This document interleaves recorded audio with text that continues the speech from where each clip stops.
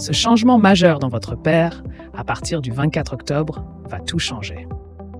Le plan d'épargne retraite, ou PER, est souvent sollicité pour permettre aux seniors de bénéficier de revenus supplémentaires à la retraite. Alors qu'il a toujours été plébiscité, une modification majeure dans le PER à compter du 24 octobre pourrait tout changer. Explication. Intégration des investissements non cotés dans le PER. L'épargne retraite des Français sera mise à jour dès l'automne, ou plus précisément à partir du 24 octobre 2024. En effet, en vertu de la loi Industrie verte, ce contrat devra, dans le cadre de la gestion profilée à Horizon Retraite, intégrer des investissements non cotés.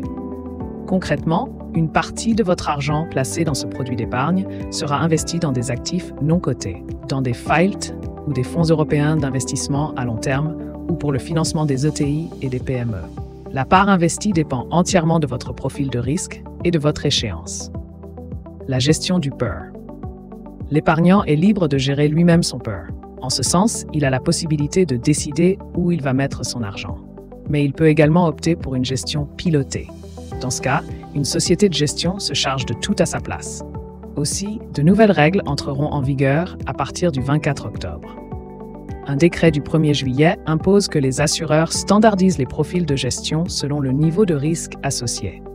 Ainsi, pour le profil prudent, les 50% des fonds doivent être placés sur des supports dits à faible risque, contre 30 pour le profil équilibré et 20 pour le profil dynamique.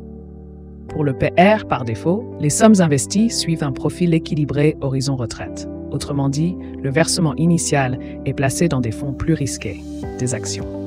Mais en contrepartie, vous bénéficiez d'une excellente rémunération.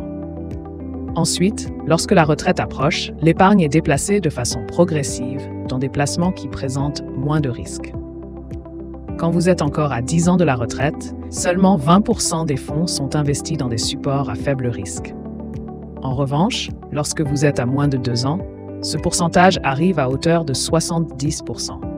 Vous l'aurez compris, l'objectif est d'améliorer la protection des titulaires du PER en ajustant le niveau de risque au fur et à mesure que la retraite approche.